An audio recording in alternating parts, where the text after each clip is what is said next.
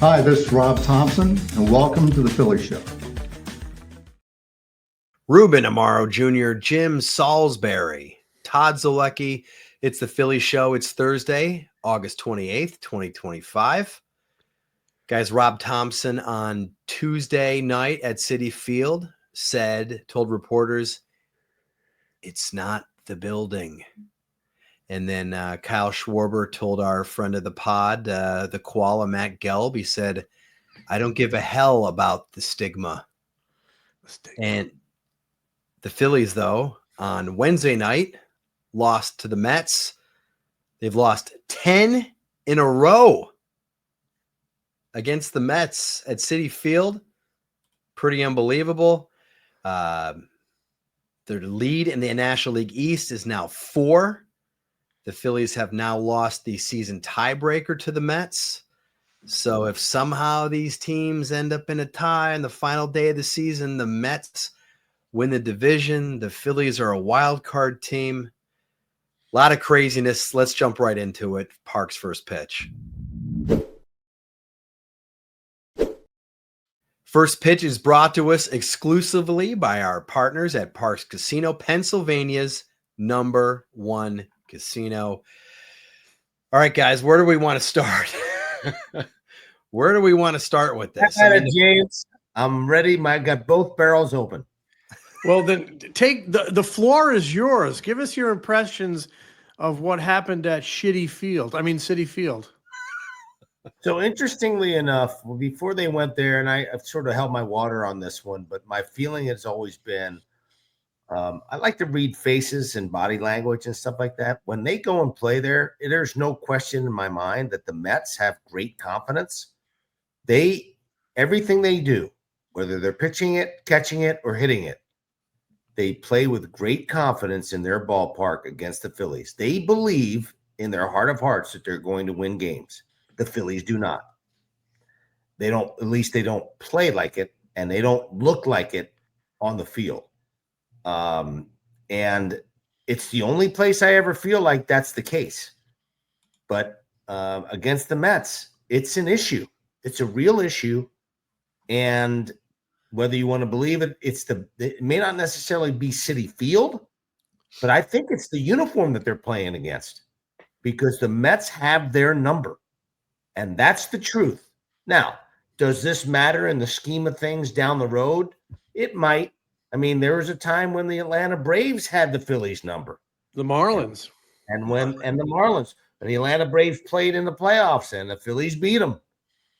And the Phillies had their number in the playoffs. And the same thing with the Marlins. But it's pretty obvious that for whatever reason, I don't know the reason, I wish I did and put my finger on it, but it's pretty clear that the Mets believe that they can beat the Phillies, and the Phillies don't believe that they can beat the Mets.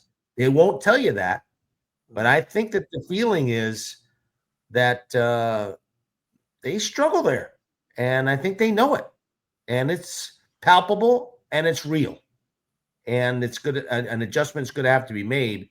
They're going to have to figure out a way to turn that mojo around, because right now, the mojo ain't there. I thought an adjustment was in the process of being made in Game 1 when they hold an early lead, 3-0, I believe. Yep. And you got Christopher Sanchez, who we were just talking about his ascension to close to being a #1, and he catches a spike, he balks, and he totally unravels. And the next night, Luzardo unraveled. I mean, you're starting pitching in this series. So much went wrong. You get swept in 3 games. They got 5 1/3, 4 and 5 innings from their starters. Put a lot of pressure on their bullpen. But, everything with this team has been built around starting pitching, and the starting pitching was poor throughout the series. Their lineup was horrendous. They were 3 for 22 with runners in scoring position. 3 for 22 with runners in scoring position. They only had 3 runners in scoring position on Wednesday night in the final, and they struck out 27 times. This series, with the disappearance of the offense, gives all the doubters fodder to say, see, that's what's going to happen in October, and that's why they're going to go home early. And that's what has been this team's DNA for years. They can rack up strikeouts over a course of a week. That'll blow your mind. And they can go totally cold with runners in scoring position and not bring runs home and just, look awful offensively. And if it rears its head at the wrong time in October, you go home, as it has the last 2 Octobers, along with the bullpen being shaky in the last 2 Octobers. I mean, this happened in late August. They still have 30 games left, something like that, to right the ship and getting into October. I'm not worried about them getting into October. They're going to be there. They just have to avoid series like this. And on top of it all, they didn't play good defense. So it was just a terrible, terrible showing up there. But I mean, I do think you have to keep it, in perspective. They got a lead in the division. And it was just a week ago that the Phillies did a similar number on the Seattle Mariners. They just, the Mariners had to go home feeling like they played an awful series in Philadelphia. So it can turn quickly, but they need to come out there on Thursday night and make a good showing against Atlanta. This is the type of series that I think it will scare Phillies fans, because not only do they lose the season series now, but the Phillies, they have to get that first round bye. They got to get that first round bye. Now, depending on what the Dodgers do on Wednesday night, they could be the Phillies could fall to the 3rd seed. So if the season ended today and the Phillies were the 3rd seed, they would play the Mets in the wild card series. Now, those games would be at Citizens Bank Park. Those 3 games in the best of 3 series would be at Citizens Bank Park. Nevertheless, though,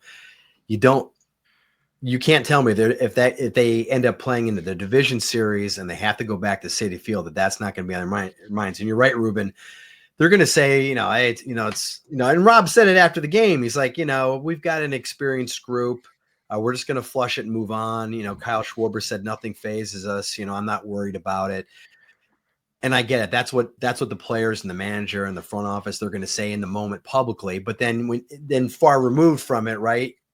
They go, yeah, actually, thinking back to it at the time, it was definitely in our heads. John Kruk said it the other day, Ruben, you might remember this. He said 93.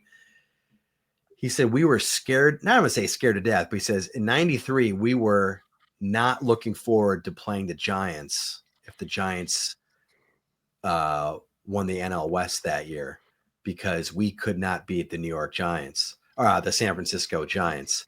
And I looked it up, and he was right. I mean, the Giants absolutely throttled the Phillies, 93, the 2 seasons before that. It's like we wanted no part of the Giants. So we felt we were much better chasing, playing the Braves. And so, ask the Mets if they didn't feel any pressure going down the stretch in 07 when things started to fall apart. Those things get in the teams' minds and can really rattle these guys. So they want no parts of going up to New York. They want again, because it's going to be on their minds. It is going to be on their minds. Ruben's right. They're just so confident against the Phillies. Vientos has not had a good season. He has a great series. Yeah. They and here's another thing that I think we need to consider. Schwarber has been an MVP candidate all year. What a year he's had. He's really carried this team, and he's going to finish in the top 3 in the MVP. He was human in this series. He had an offer. He was human. And I'm not pointing any fingers, because he's that good, and he's been that good. And he showed he's human. But they are so Schwarber dependent. When he doesn't, have a big series or a big game, they have a tough time winning. Right. Which is where you have to start thinking about long term with him, because the reality is if he's not in that lineup, oh my goodness, they do not perform. And if he is not playing well and performing, then they don't play well or perform offensively. And I mean, this was a very obvious, depiction of that. And they have to think about that long term for 20. No doubt. Ruben's saying they need to think about that long term. I think his internet just gave us a little balk, you might say. Anyway, first pitch is presented exclusively by our partners at Parks Casino Pennsylvania's #1 casino. Parkscasino.com is the website. You must be 21, and if you have a gambling problem, call 1-800-GAMBLER. Phillies fans, whether you're hustling on the field or having a catch with your kids, staying mobile is everything. That's where Rothman Orthopedics comes in with expert care and top docs. They keep the Phillies and Philly moving with 30 office and walk-in center locations across Greater Philadelphia and New Jersey. Getting world-class orthopedic care has never been easier. From injury recovery to joint care, Rothman's got you covered. Because at Rothman Orthopedics, your mobility is their mission. Schedule an appointment now at rothmanortho.com or scan the QR code on your screen.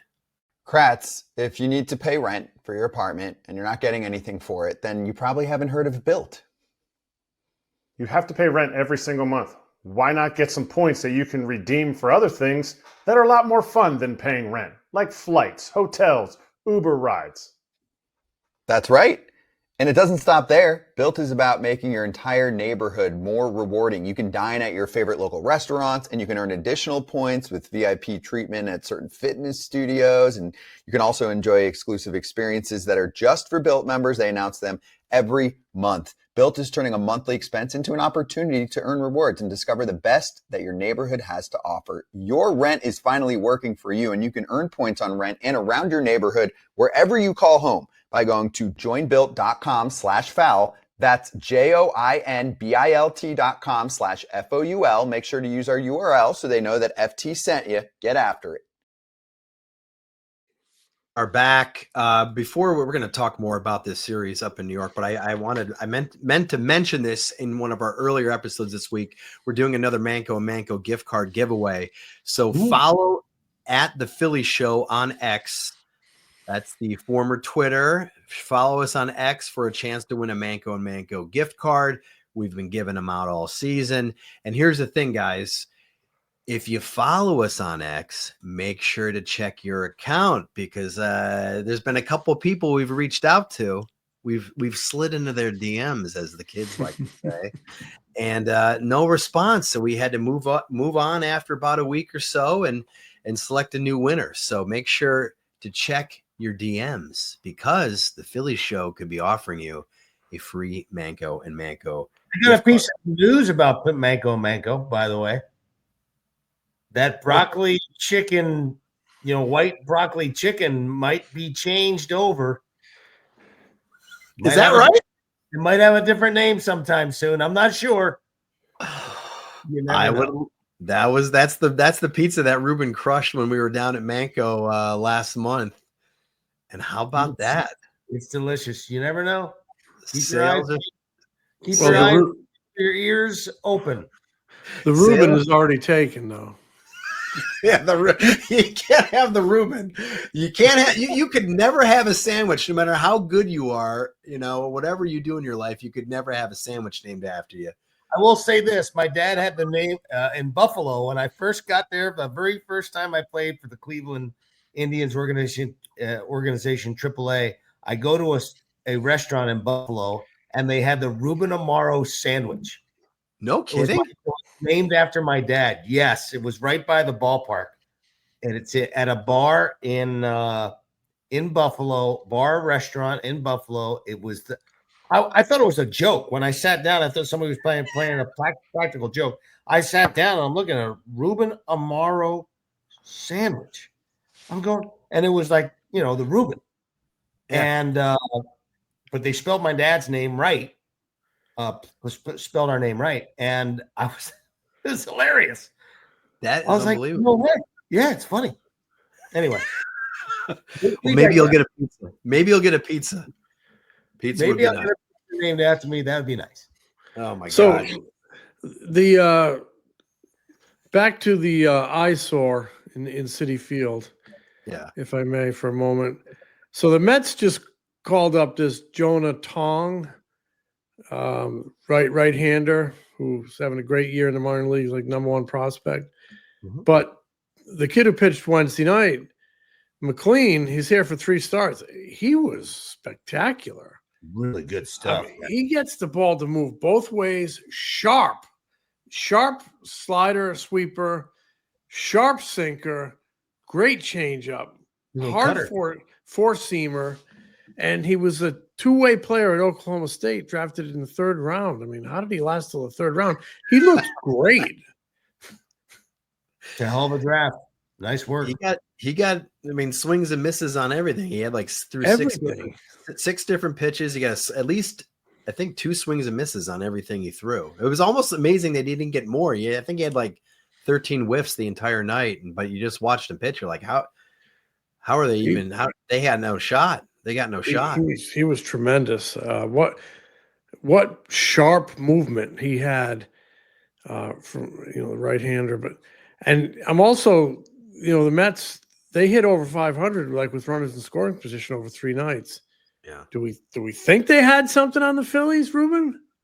Well, there's some discussion about that. It's a possibility because they seem to be on pretty much everything that they're throwing up there, and I'm not sure if they're just confident at the dish, knowing what these guys are going to throw, or whether they have somebody's tipping some pitches or something's going on. But I mean, I'm sure that's something that Rob Thompson's sort of obsessed with a little bit, but I'm sure they'll check it. But the Phillies were up in the zone a lot. Even Duran was up a little bit. They missed in the middle of the plate a lot. And guess what? The Mets did exactly what you're supposed to do with those pitches. And the Phillies did not. Right. Simple. The other thing, you mentioned how confident the Mets are and how they come in with a swagger and they look like a team that just knows they're going to win. I mean, you saw some frustration from the Phillies, most notably from Christopher Sanchez on Monday, who's usually pretty calm and cool on the mound. He kind of absolutely unravels. And what was that, the 6th inning? 5th inning, 6th inning, he kind of unraveled. I can't remember what inning that was, but whatever, he unraveled in that. Yeah, and then he ends up kicking the garbage can and throwing the garbage can down the tunnel, and then you see Luzardo go off on the umpire, which deserved or not. You see those things kind of happen back to back to back, and you say, wow, that's just a sign of nothing's happened. We can't make anything happen here. Like, we're losing and it's unraveling and we can't find a way to stop it. And so I'm going to go kick your trash can. I'm going to go yell at an umpire, again, deserved or not. That to me was there's a little bit of Murphy's Law working right now for the Phils when they go there. Little Murphy's Law, little bad mojo. Not good. No bueno. It's got to change. They got to have a paradigm shift there. I don't blame Luzardo one bit. That's why I said deserved or not. There's a reason for Luzardo. That was awful. It was awful. He told the guy, you need to wake up back there as he walked off. And honestly, people get on Rob for not, pitching a fit now and then. And I'm more like, you got to be true to your personality. It can't be manufactured. It can't be fake. But he goes out to get Luzardo. I don't know how he didn't turn to the umpire and say, why did you throw him out? Just out of curiosity, why did you throw him out? The umpire says, well, he told me to wake up. That's where I would have said, well, he's right. You need to wake up. Yeah. You are having a night. And, that's sort of getting booted organically. The guy was just, what Soto backing out and being granted, that was total. He was intimidated by Soto. Umpire, young players, things happen, but that was not a good performance. No, there's other things that happen. Ryan Kirkern gets brought in 5th inning and he gets knocked around. And yeah, do you guys look at his numbers? Inherited runners scored and his inherited runners scored are not very good, but he comes in a situation. I know it's in the tight. He's got to pitch whenever he's called upon, but he's been pitching in the 7th, 8th, and 9th. He hasn't been pitching in the 5th. And I think that maybe either mentally or physically may not have been ready. Not an excuse. I'm not saying it's an excuse, but he has to now he knows. He's got to be ready to go because in tight situations like this in the playoffs, this son of a gun's going to have to be ready in the 4th. Yeah. Very tough coming into bases loaded. Very tough. not an easy task. It's No, it's nothing. not. No easy task. Nothing went right up there. But you got to be ready, and you got to be professional, and you got to be ready to try to make your pitches. I personally would rather have a more veteran guy come in that situation, a guy like Robertson, just because of the tightness of the situation. Robertson would have probably a better handle and demeanor and the gravity of the situation, but he went with Kirkring and he struggled. But Kirkland's been around a good bit now. It's not like he's still wet behind the It's not like ears. he's a kid, but I like how I feel about the veteran guys. The guys have been around, have been there and done it. Kirkring's been there and done a little, but I would rather have a more veteran guy go into that situation myself. Guys, I would rather have my starter get me through 5 or 6 or 7. I would rather have my starter get me through 7. Yeah, 5, 6, or 7. I mean, struggling to get through the 5th, that's just a recipe for disaster. Correct. Yeah, every night, and now you don't have. It's funny. The Phillies rotation is set up as well as anybody to handle the loss of Zach Wheeler. But now you sit there after this week, you go, man, they could really use somebody to stop this bleeding against the Braves. It'd be really nice to have Zach Wheeler, on the mound. But I digress. The Phillies absolutely need to change their luck this week against the Braves. If you're feeling a little lucky, you could go to Ruben's joint. Yeah. Go to my place. Yeah. It's all happening there at Parks Casino during the course of this summer, especially now when this game's getting tighter and tighter. It is my casino of choice. Parks is Pennsylvania's #1 casino. Action, excitement, headline entertainment, great restaurants, plus all summer long. This is all summer. Swing by the Bet Park Sportsbook for every Philadelphia home game this baseball season and enjoy the ultimate Philly fan experience. $3 Miller Lights and wall-to-wall action on that 150-foot giant video screen. That's $1 dogs, $3 Miller Lights every single home game. Plus, check out concerts, comedy, and more at the state-of-the-art Excite Center, a collection of award-winning restaurants, Parks Grill Steakhouse, the Liberty Bell Gastro Pub and Beer Garden, Bamboo Noodle House, Parks Casino. This is win. ParksCasino.com for tickets to all shows. Must be 21. Gambling problem, 1-800-GAMBLER. Love it. So a couple other things happened this week. Just a lot of stuff happened this week. Nothing really good. But Joe Ross gets released on Monday. Go on. Jordan Romano. Also semi-gone. My eyebrow raised when I saw it. 15-day IL with inflammation in the right middle finger. Ruben, I think you once had showed Jim when you had right middle finger inflammation a few times. Show you which finger it was? Ruben he had chronic middle finger inflammation. He was always showing me it. I showed it to him pretty much every single day. Oh my God. As soon as I saw that injury, I was like, and I never reported it. I never mixed it into my story that the general manager flipped off the beat writer because I was a pro and I got some good advice as a young writer from Larry Boa. And it was this: take it like a man, bitch. I took it like a man. Oh my God. And people think that Jim's joking there with what Larry Boa said to him once, and that is a true line. When Jim Fregosi was yelling at me one day, Larry walked by and interjected, "Take it like a man, bitch." Larry is such a gem, man. He is so funny. So you just take it like a man, Larry is one of the sneakiest, funniest guys you'll ever run into. I mean, he's hilarious. He could destroy anybody, and he would be a tremendous guy to have at a roast. At a roast, he'd be the greatest roaster of all time. You would walk home with your head between your legs, just feeling bad about yourself. But anyway, So they brought up Lou Trevino, Mm-hmm. right-hander, had some good The years Philly in boy, Bucks Kelly yeah, boy. like Quakertown or something up at that way. Yeah. I think Um, it's Willistown, is that right? Maybe Yeah. not. but he was with Oakland, and then he was at the Yankees, and he got hurt, and so somebody in the organization must really like him because the Phillies almost had a trade for him the final couple days of spring training in 2022. Hmm.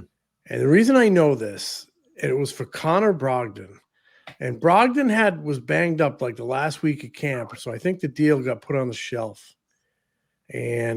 But if you remember, Todd, Brogdon didn't throw, and then he was going to throw the last day of camp. And 2 Oakland A's scouts like parachute into Clearwater to see, and you're like, what are these guys doing here? And then Connor Brogdon, all of a sudden appears and throws an inning, and the next thing you know, there's no trade. They must not like what they saw, but somebody liked, and that was going to be a trade for Trevino, Brogdon for Trevino, and somebody must like him. They finally got him. Yeah, they finally got him. Finally got him years later. I mean, that's just the Ross and Romano moves, though, are moves that needed to be made. I mean, just not competitive, even in mop-up situations. You can't, if you're going in a game, you're down 8-0, keep it 8-0. Don't make it 13-0. And those guys just weren't able to get done. So, they've both been a disappointment. Let's call a spade here. Oh. They've been a disappointment, and they have not pitched. They did not pitch well. And I know that they're holding out some hope that Romano can bounce back and do something. But the reality of it is that they both were poor performers. Well, I mean, the fact that both of those guys have failed, partly why they had to go out and sign David Robertson to a free agent contract, and in a sense, they had to go out and get Joan Duran. Maybe they would have gotten a stud closer anyway. They probably would have, but it certainly increased the urgency. And you absolutely had to go out and do it because you weren't getting anybody from a guy that they thought was going to be the closer this season in Romano. So, yeah, so they got that going. Braves, let's wrap it up here with the Braves coming to Citizen Bank Park. The best way, guys, to make people forget about this series, I think, Jim, you might have said at the very beginning of the show, go out and win 3 out of 4 from the Braves at Citizen Bank Park this weekend. And then everybody's going to calm down, and then you go into Milwaukee, and you can play well against the Brewers. And so Thursday, you've got Aaron Nola against Cal Quantrill, who the Braves just picked up recently. Friday, Ranger Suarez versus Bryce Elder. Saturday, Christopher Sanchez pitches.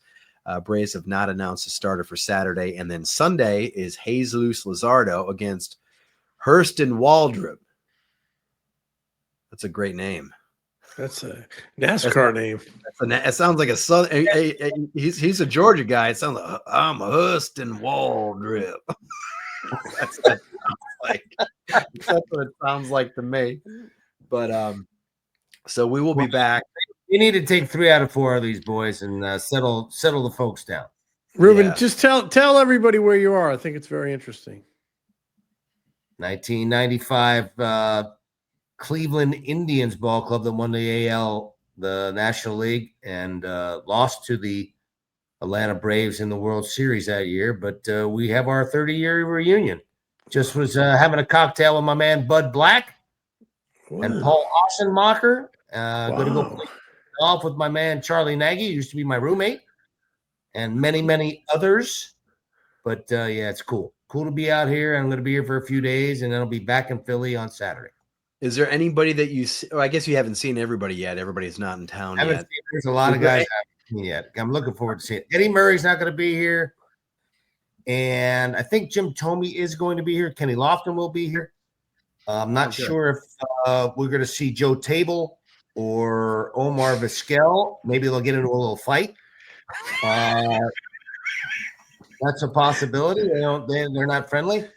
And then I don't know. It was a very volatile and interesting clubhouse back in the day, but it was a hell of an offensive team, man. Never been around a better offensive team. Don't know if Ramirez will be here, but we'll see. What about Albert? No chance. No chance. He doesn't What come was to- what was the story with Table and Vizquel? Like, didn't it? He hit a home run. Vizquel hit a home. wrote a book and said that Oh, he looked that scared. Jose Mesa had no balls. That's right. In the '97 World Series. So he looked in his eyes and knew he was going to blow the game or something like that, right? In the World Series. He basically told me he had no balls, and then Jose Mesa, I think, decided that every single time he faced him, he was going to hit him with a pitch. Which he did. When he was with the Philly. When we went there, when he was with the Oh, Phillies. I know, because we had to go down there and say, please don't do that because you're going to lose the game. He said, I don't care. I'm drilling him. Wasn't there a story, Ruben, in Winter Haven? Didn't in Winter Haven they were playing an inter-squad game, and didn't Vizquel hit a home run off Mesa and did a cartwheel across home plate? What? That's very possible. I don't know if I was there. I was there, I think, that year. I was either 94 or 95. But there's no love lost there. Joe Table, man. You don't mess with Joe Table. Jim knows. Joe Table, Jim wouldn't know. He was going nose to nose. He was taking it like a man. Oh, yeah. Bitch. Jim and Joe Table went nose to nose once at the old vet clubhouse. I love Joe. I actually, when he had his 1,000th big league appearance, I wrote a really nice tribute to him, and he was very hell of a career. Hell of a career, man. 1,000 big league games. Most saves until Papelbon took over. He had the most saves in the history of the Phillies. Did you know that? Yes, sir. We did. Yes, sir. Always enjoyed Joe, especially if just don't do a cartwheel across home plate. No, I'm gonna look that up now. Sackless. Don't call him sackless. Yeah. I covered that World Series that 97. Vizquel was referring to. You know what is funny is I think I still have an old computer in my basement. Seriously, Todd, because that game was one of those games. Like I think I wrote the Cleveland Indians won their first World Series since 1954 last night, and then it blew up in the 9th inning. You know, you have to start your story all over and write a new story. And I think I still have a computer with them winning that game. Okay. And then all hell broke loose. Tony Fernandez make an error, and no, I think it was Charlie Nagy ended up throwing like an 0-2 pitch to that their first shortstop who came up Renteria. Renteria came up with more 2-out hits than anybody, or 2 strike hits than anybody on the planet. He had a little soft liner to center field that everybody missed. And Craig Counsell scored the winning run, right? I believe so.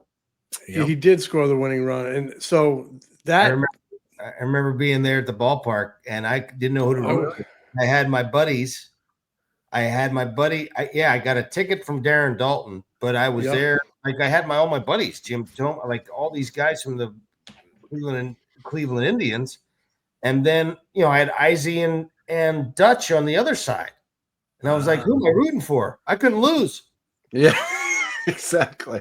I remember I was at the ballpark that night till like 3 a.m. because I filed my story. I went to the clubhouse. I talked to everybody, went back upstairs, filed another story. Then I went back to the clubhouse because I wanted to get like a second day story, talking to Darren Dalton. And I got that. And I went to my hotel at like 4 a.m. I had like a 7 a.m. flight. I packed my bag and I said, I'm just going to go sit at the airport because there's no way I'm going to go to sleep. And I went to this all-night diner near the Fort Lauderdale airport. And there was only me and 3 other people in there at the table, a table like 10 feet away. It was Craig Counsell eating French toast at 5 a.m. with his parents after he had just scored the winning run in the World Series like 5 or 6 hours earlier. It was really, neat. That's awesome. Yeah. What a cool story. That's fantastic. Oh my gosh. That was fun, guys. Well, this last part was fun. This last part was fun. The series wasn't. The series was not fun. It was ugly. It was brutal. It was bad in so many different ways. But one good weekend can change it all. We'll see. Tomorrow's a new day. Tomorrow is a new day. You're right. You're right, Jim. And we will be back next week. And we will smell you later. Smell you, Jim. The Philly Show is brought to you by the Foul Territory Network. Subscribe to The Phillies Show on YouTube and wherever you get your podcasts.